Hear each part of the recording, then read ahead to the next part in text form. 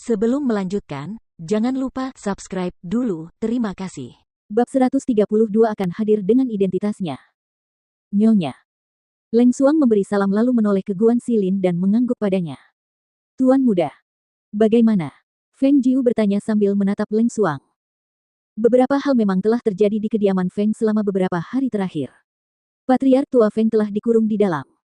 Terkunci. Alisnya berkerut, dan suaranya tanpa sadar meninggi. Ya, tetapi karena ini adalah masalah di dalam kediaman Feng, hanya sedikit orang di luar yang tahu tentang hal itu. Yang dapat ku ketahui adalah bahwa Jenderal Feng telah mengundang sejumlah tabib ke kediaman dan mereka semua telah mendiagnosis bahwa Patriark tua Feng menderita setan kegilaan, dan mengatakan bahwa karena ia berbahaya karena dapat menyerang orang, maka Patriark tua itu dikurung. Mendengar itu, ekspresi wajah Feng Jiu semakin dalam dan dia tidak berbicara sejenak yang menurut Guan Xilin agak aneh. Dia menatap Leng Xuang dan kemudian mengalihkan pandangannya ke Feng Jiu sesaat sebelum dia tidak dapat menahan diri lagi untuk bertanya, Jiu kecil, mengapa kamu menyelidiki urusan kediaman Feng?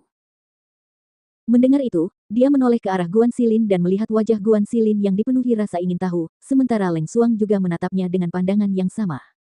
Dia ragu sejenak sebelum akhirnya berkata, mungkin sudah waktunya aku menceritakan ini pada kalian. Jantung kedua orang itu berdegup kencang dan tatapan mereka tertuju padanya. Mereka tahu dia menyimpan beberapa rahasia untuk dirinya sendiri, tetapi karena dia tidak membicarakannya, mereka tidak ingin menyelidikinya. Saya memiliki identitas lain, sebagai putri Feng Xiao, Feng Qingge. Apa? Mendengar dia mengucapkan kata-kata itu, seolah-olah mereka telah disambar petir dan gelombang badai menghantam hati mereka. Kau adalah Feng Qingge. Lalu bagaimana dengan Feng Qingge yang kita temui tempo hari? Siapa dia? Mata Guan Xilin membelalak karena terkejut, wajahnya berubah karena terkejut. Namun, dia tahu bahwa Jiu kecil tidak akan pernah berbohong kepada mereka.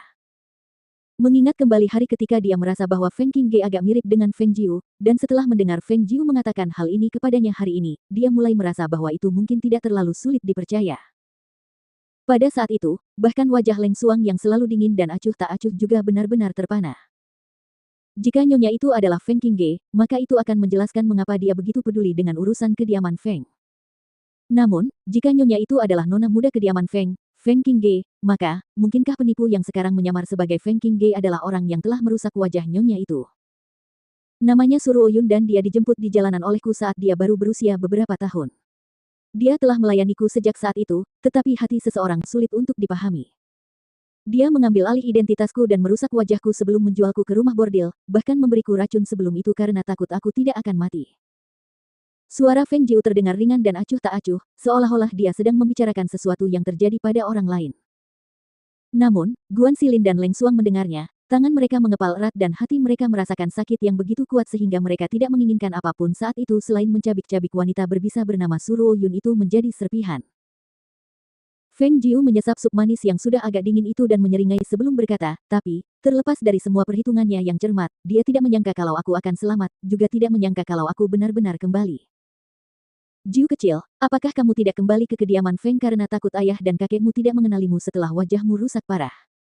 Guan Xilin bertanya, ekspresi wajahnya tampak sangat kesakitan sementara hatinya mencelos.